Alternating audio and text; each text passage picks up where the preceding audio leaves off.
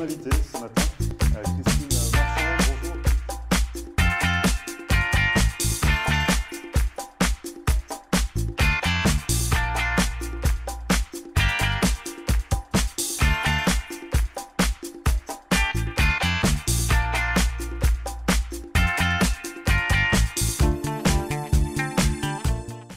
Bonjour à tous, bienvenue, merci de regarder Rendez-vous matin. Nous sommes le mercredi 26 juillet et comme chaque semaine, nous allons ouvrir notre rubrique consacrée à l'immigration avec Maître Marcel Poirier. Au programme aujourd'hui, nous allons parler du visa H3 qui est destiné aux personnes souhaitant effectuer un stage non étudiant sur le territoire américain. Maître Marcel Poirier répondra à toutes vos questions.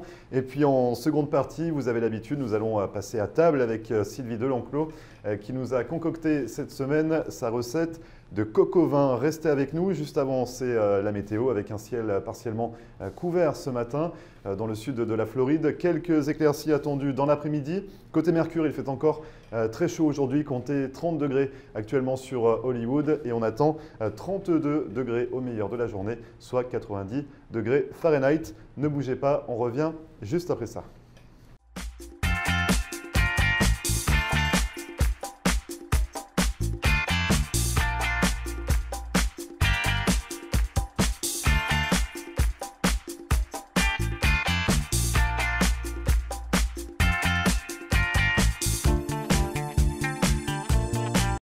Marcel Poirier, avocate en droit de l'immigration américaine et membre du barreau de la Floride. Ma vocation est de conseiller mes clients et de protéger vos intérêts afin que vous soyez en mesure de réaliser votre rêve américain qui est toujours bien vrai et réel aujourd'hui. Surtout, n'oubliez jamais qu'un mauvais conseil légal peut vous coûter votre futur et celui de votre famille. N'hésitez pas à nous contacter par téléphone ou sur mon site internet à marcelpoirier.com et nous serons très heureux, mon staff et moi-même, de répondre à vos questions et de vous recevoir au cabinet, j'espère très bientôt.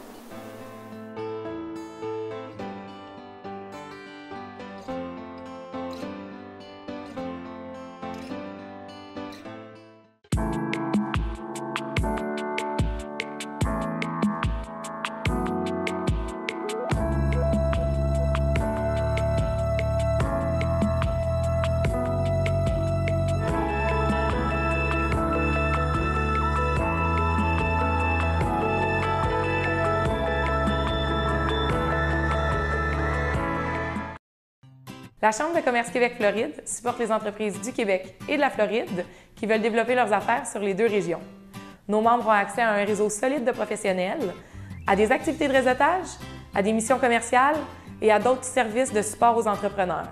En plus de notre centre d'affaires ici en Floride, où vous pouvez louer des bureaux et des salles de conférences pour rencontrer vos clients de façon professionnelle. Avec la CCQF, on vient en Floride pour les vacances, mais surtout pour y faire des affaires.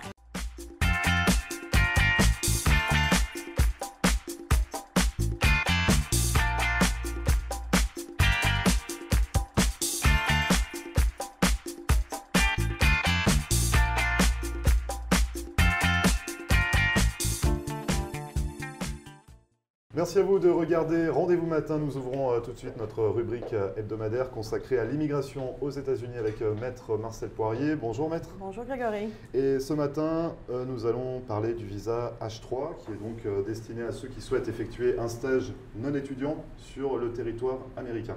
Alors c'est ça, le H3 est un visa que de plus en plus les sociétés américaines essaient d'utiliser avec les problèmes du H1B, les problèmes de quotas et le fait que les visas de professionnels sont très difficiles d'obtention et les sociétés américaines se retournent souvent vers le H3 pour essayer de faire venir des étrangers, des jeunes, souvent étrangers, aux États-Unis. C'est sensiblement pareil, sauf qu'il n'y a pas de quota pour le H3, c'est ça? Non, il n'y a pas de quota pour le H3 et le niveau est beaucoup moins élevé que le H1B. Alors le H1B, c'est un niveau où il faut demander quelqu'un qui a un diplôme universitaire ou 12 ans d'expérience dans une position spécialisée.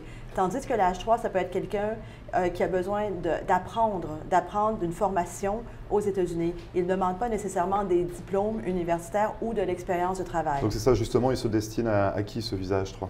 Alors nous avons fait pour des gens qui veulent venir s'entraîner, par exemple, dans des académies de tennis. Ça peut être des gens qui veulent faire des formations dans des grands groupes cosmétiques, par exemple L'Oréal ou des groupes américains qui existent ici, mais qui ont besoin de faire venir des gens aux États-Unis pour que la personne qui est à l'étranger puisse apprendre un savoir-faire américain qui vont après apporter dans leur pays d'origine. Donc l'idée, c'est de venir prendre des connaissances sur le territoire américain, mais de rentrer par la suite dans le pays d'origine avec ces connaissances. Avec ces connaissances. Alors, ce sont des sociétés américaines qui auraient un besoin de faire venir des gens aux États-Unis, mais pour travailler indirectement. Alors, ce qui est important avec le H3, c'est que le travail doit être indirect. Il ne peut pas venir travailler à temps plein.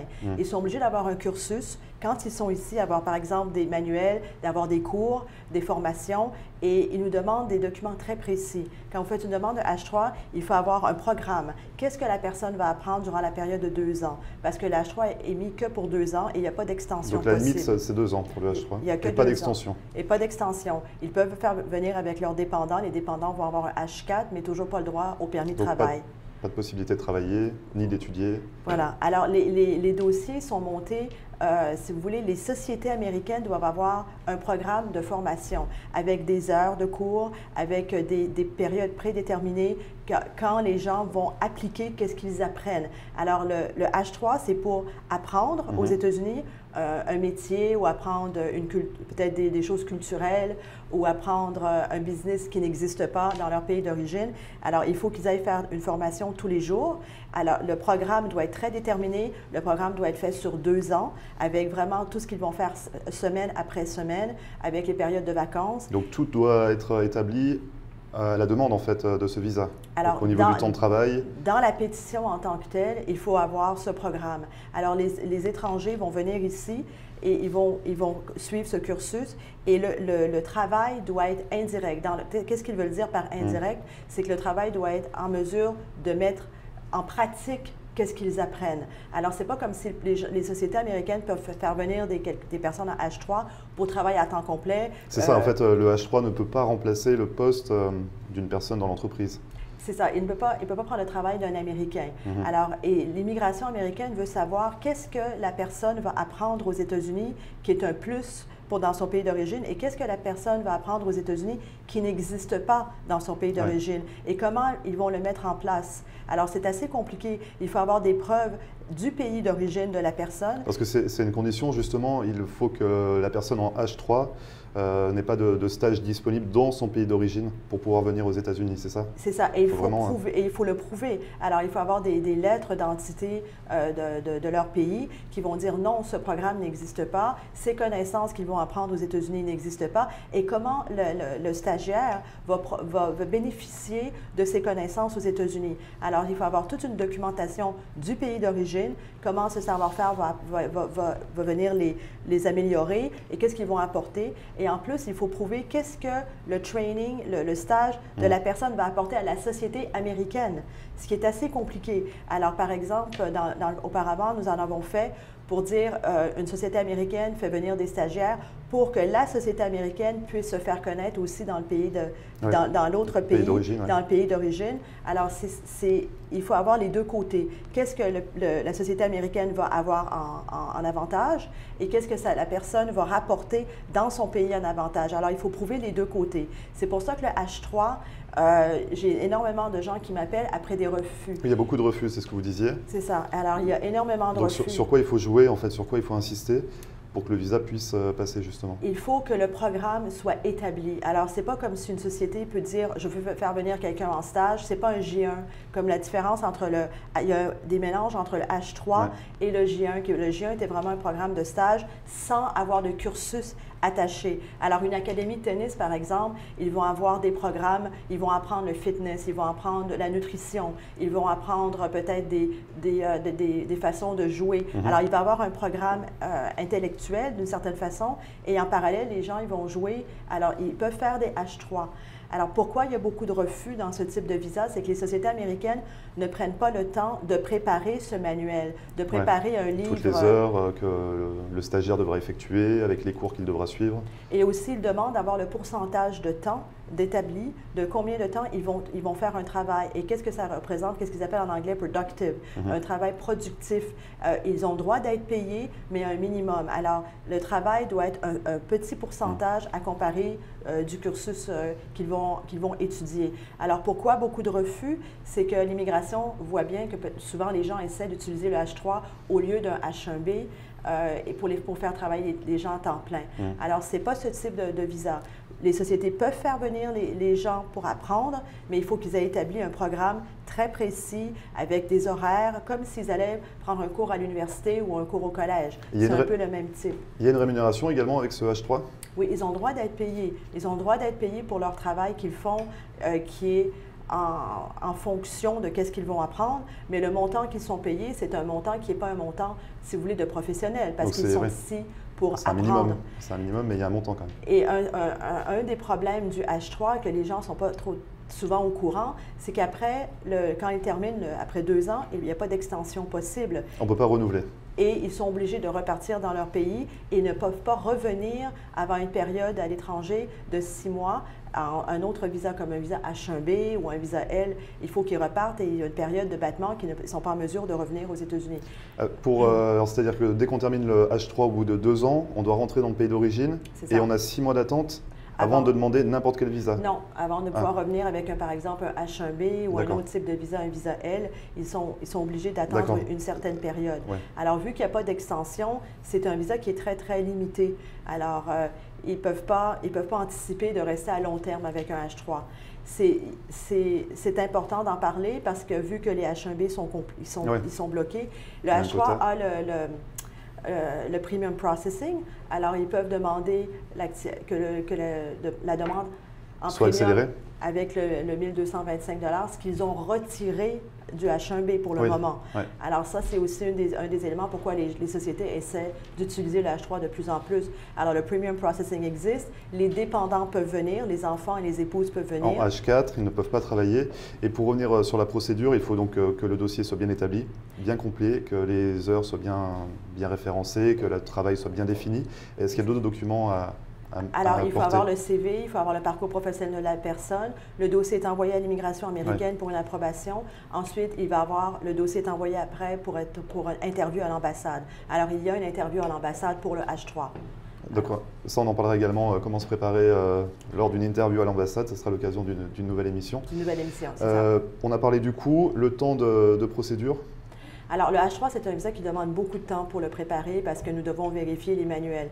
Alors, normalement, pour bien monter ce type de visa, nous avons besoin d'environ 1 mois de travail pour le préparer. Et après, ils ont droit au premium processing. Si les gens ne payent pas le premium processing, l'attente peut aller jusqu'à 6 mois, ça peut aller jusqu'à 8 et 11 mois pour l'attente s'ils ne payent pas le premium processing.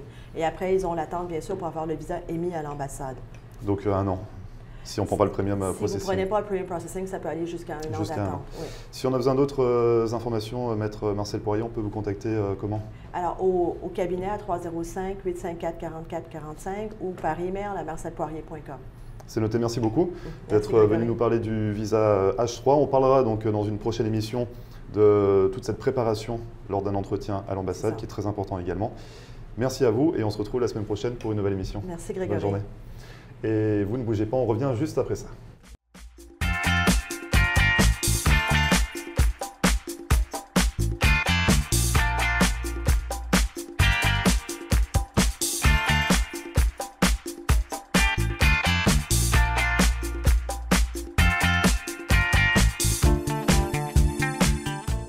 Le lycée franco-américain de Cooper City organise ses camps d'été à partir du 12 juin jusqu'au 4 août.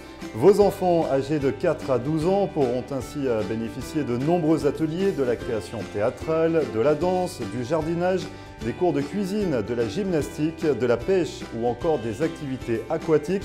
Ces camps d'été offrent également des cours intensifs en français, espagnol et anglais, permettant à vos enfants d'acquérir ou de perfectionner ces langues tout en s'amusant. Pour plus d'informations et pour toute souscription, contactez le lycée franco-américain de Cooper City par téléphone au 954 237 0356 ou sur internet www.lycéefrancoam.org.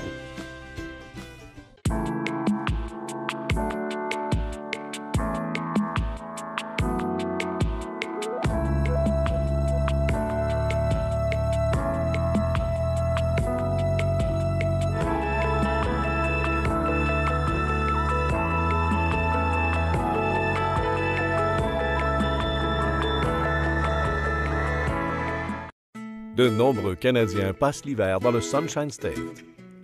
Le mouvement des Caisses Desjardins a été la première institution québécoise à s'établir en Floride. Depuis 1992, Desjardins Bank fait partie de la communauté canadienne en Floride. Notre mission première est de fournir une offre de services renouvelée, adaptée aux besoins évolutifs de ses clients. Faire affaire avec Desjardins Bank en français, c'est simple et rassurant. Vous pouvez compter sur nos succursales de Hallandale Beach, Pompano Beach, Lauderhill et maintenant Boynton Beach. Partout en Floride, vous avez accès sans frais à plus de 1000 guichets Presto chez Publix. Desjardins Bank offre aussi les services bancaires mobiles et les dépôts de chèques via votre téléphone intelligent. Quels que soient vos besoins, propriétaires d'entreprise ou particuliers, Desjardins Bank peut vous aider à réaliser vos projets.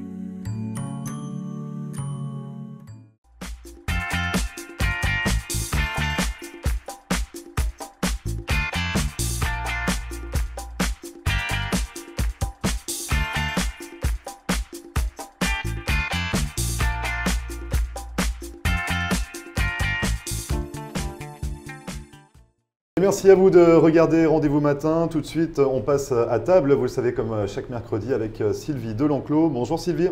Bonjour Grégory, ça va bien? Ça va, je vous remercie. Et aujourd'hui, vous nous avez concocté un bon plat salé qui vient de chez nous, de France. Un plat du terroir. Un plat du terroir, c'est donc le coq au vin. Le coq au vin, exactement. Qui a une origine un petit peu lointaine. Alors, le coq au vin, bon, on sait qu'il y a à peu près 2-3 siècles, après les vendanges, après les moissons, on faisait dans les fermes un bon coq au vin.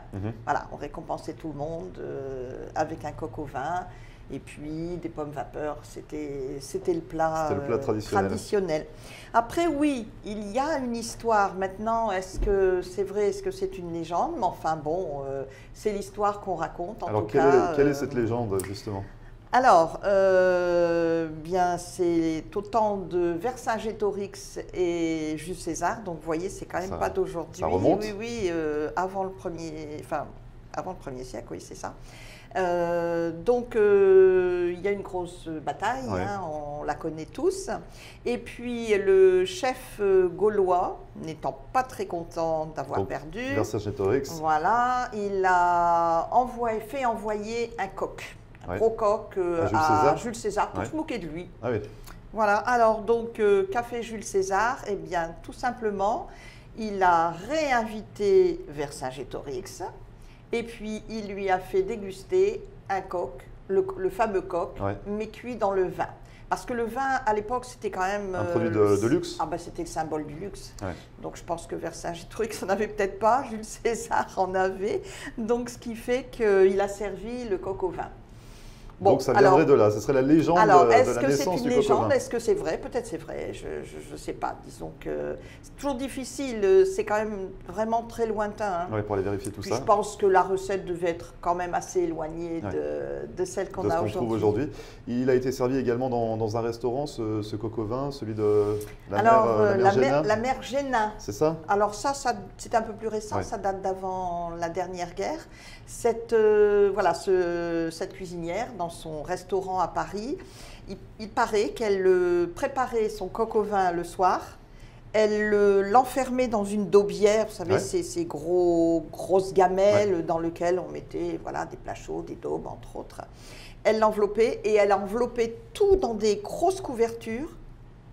Ça prenait le train, le Paris-Bruxelles. Il paraît que le lendemain à Bruxelles, c'était encore chaud. C'était encore chaud de la veille. paraît-il. Il va falloir tester, Sylvie. Vous devriez tester avec votre recette de bière. Oui, mais vous savez, c'est possible. Hein. S'il était bouillant, brûlant, qu'il avait cuit longtemps, le lendemain, je pense que le lendemain, il était... Oui, c'est bien possible.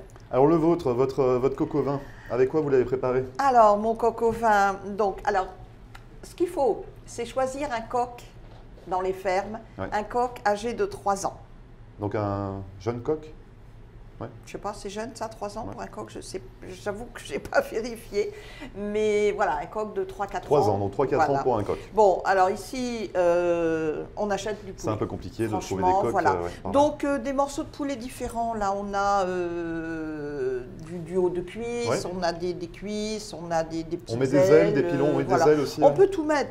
En principe, quand on fait le coq au vin, c'est le coq entier. Ouais. Donc évidemment, on met tous les morceaux, le blanc, tout y est.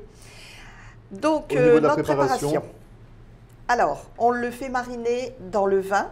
Donc toutes les parties du coq. Tout. On met dans le vin avec un bouquet, ce qu'on appelle le bouquet garni.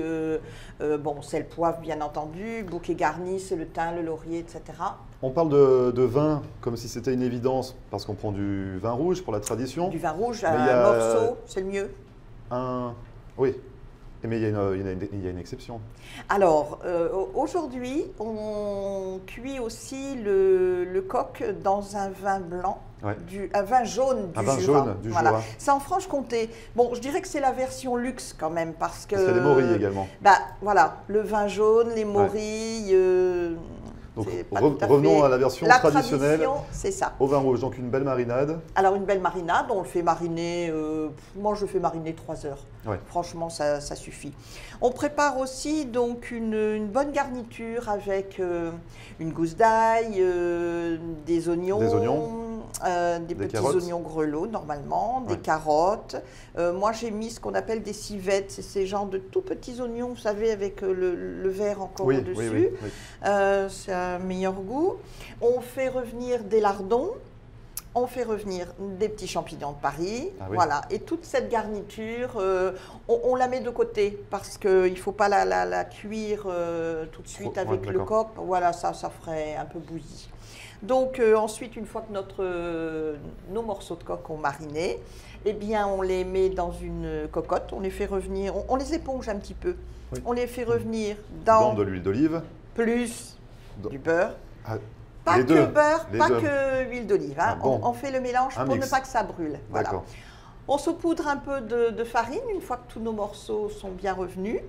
Et puis on rajoute notre marinade. De farine dessus, histoire d'épaissir un peu le... Oui, pour enrober un petit peu, pour que ça... Bon, là, en plus, on ne voit pas trop la sauce parce qu'il est froid, bien évidemment. Oui. Mais oui, ça fait... La sauce est un petit peu liée, c'est quand même Et à plus quel moment agréable. on met du vin juste dans la marinade ou on en rajoute après à la cuisson? Ah non. Alors là, il y a 1 litre, le coq a baigné dans 1 litre. C'est tout. Et on cuit dans le litre. Oui, donc on remet la marinade après. C'est la même. Oui, c'est la marinade. On se sert de cette marinade pour la cuisson. Exactement. Et puis on y met un bouillon de volaille. Pour donner un peu plus de goût. 2 verres de bouillon de volaille. Oui, ça donne du bon goût. Et vous l'avez accompagné donc Alors, là aujourd'hui, on a fait une purée de patates douces. Franchement, ça s'accorde très bien. En général, la tradition, c'était les pommes vapeur. Des pommes vapeur. Ça peut être du riz. Des tagliatelles, souvent. Oui, pommes vapeur, tagliatelles, c'est quand même... je me sens projeté en France, là. Oui, là, mais vous savez, en France, on mange ça que l'hiver. Ouais, mais ici, c'est pareil, j'étais surprise quand je suis arrivée aux États-Unis il y a 8 ans. Tous les restaurants ont du coq au vin, du bœuf bourguignon, enfin vraiment des tout le long de l'année. terroirs. En France, on les mange... que l'hiver. Un peu plus l'hiver. Ouais. Donc là, vous êtes parti sur une purée de patates douces. Oui, toute simple. Et on a fait des belles quenelles pour la présentation. On les fait cuire combien de temps, ces patates douces? Les patates douces, c'est rapide. 20 minutes. 20 minutes dans l'eau. Et puis ensuite... On démarre à froid? Ou on fait bouillir d'abord? Non, on démarre à froid. On démarre à froid? On démarre à froid. Après 20 minutes? Oui. Et quand elles sont cuites... Enfin, bon, je les coupe. Je les coupe en morceaux. Parce que c'est quand même gros une patate douce. Ouais. Et puis ensuite un bon morceau de beurre, sel, poivre et voilà.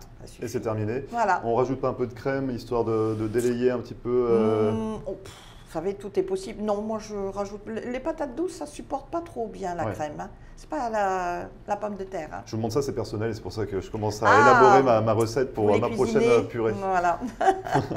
Ça marche. Donc, un excellent coq au vin avec sa purée de patates douces. Si on souhaite déguster ce plat ou tout autre plat, si on souhaite faire appel à vous, Sylvie, on peut vous contacter comment? La cuisine de Sylvie.com et puis sinon privatechefsylvie@gmail.com. Mon téléphone 954 579 23 11 et ne pas oublier la promotion. Vous avez une offre spéciale. Oui. Donc c'est tout le mois d'août? Ça dure jusqu'à quand? Tout le mois d'août? Oui, tout le mois d'août. Et ça débute aujourd'hui? Enfin, ça débute. Oui, non, c'est commencé là. Ça a commencé, donc c'est jusqu'à la fin août. Jusqu'au 1er au 31 août. Donc qu'est-ce qu'on peut avoir justement? Alors, on a un petit buffet froid pour 12 personnes et on offre le gâteau de la semaine dernière. Donc, le gâteau 3 chocolats, avec la fameuse recette de pâte à bombe qui a fait un beau succès. Exactement. Donc dans le buffet, il y a des pis saladières, des quiches lorraines, il y a des petites fleurs de saumon fumé sur des petits pots en concombre. Ah oui. Il y a une salade de grecque. Où est-ce qu'on peut commander, Sylvie? Vous prenez commande maintenant? Pareil, oui. Un plateau de fromage aussi. Et puis il y a d'autres choses, il y a 2-3 autres choses. Oui, l'offre elle est sur Facebook. On retrouve ça sur votre Facebook et votre site internet. On peut m'appeler. Et pour la recette du coq au vin, ça sera prochainement en ligne sur la page Facebook avec la vidéo. On va mettre la vidéo sous peu et puis on y mettra notre recette. Super, merci beaucoup Sylvie. On se retrouve la semaine prochaine. Pour une recette? Pour du sucré. Oui. Vous avez déjà l'idée ou... Oui, on va faire des petits gâteaux. Des petits gâteaux secs. On va faire des madeleines, on va faire des tuiles aux amandes, on va faire des langues de chat, des madeleines. Vivant mercredi prochain. Merci beaucoup Sylvie et bonne journée à vous. Passez une bonne journée vous aussi. Merci beaucoup et nous on se retrouve juste après ça.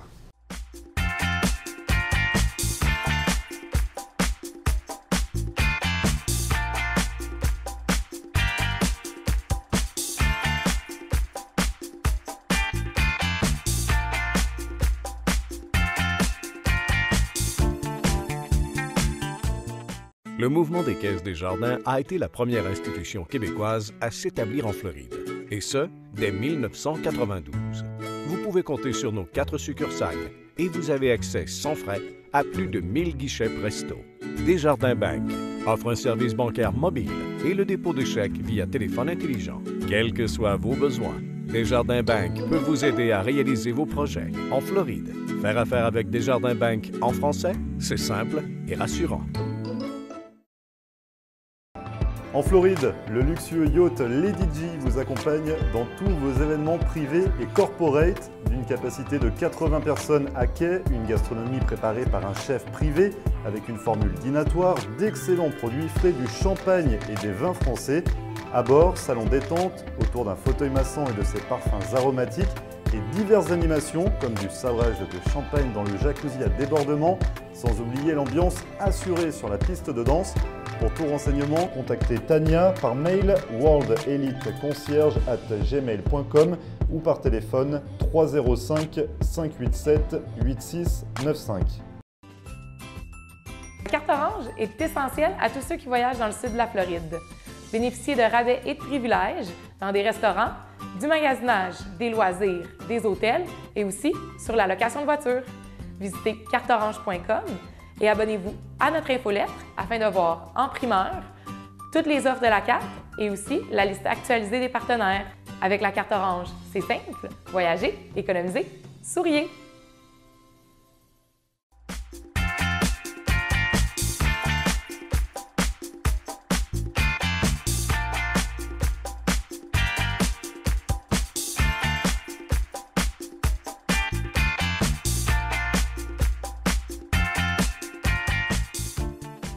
Merci à vous d'avoir suivi. Rendez-vous matin, c'est fini pour aujourd'hui. Vous le savez, une émission à retrouver en podcast sur notre page Facebook floride.tv ou en rediffusion dès cet après-midi, 3h ce soir à 7h30 ou encore cette nuit à 1h du matin. Et puis n'hésitez pas à nous contacter par mail à floride.tv@gmail.com. On se retrouve demain pour une nouvelle émission. dès 9 h. Très bonne journée et à demain.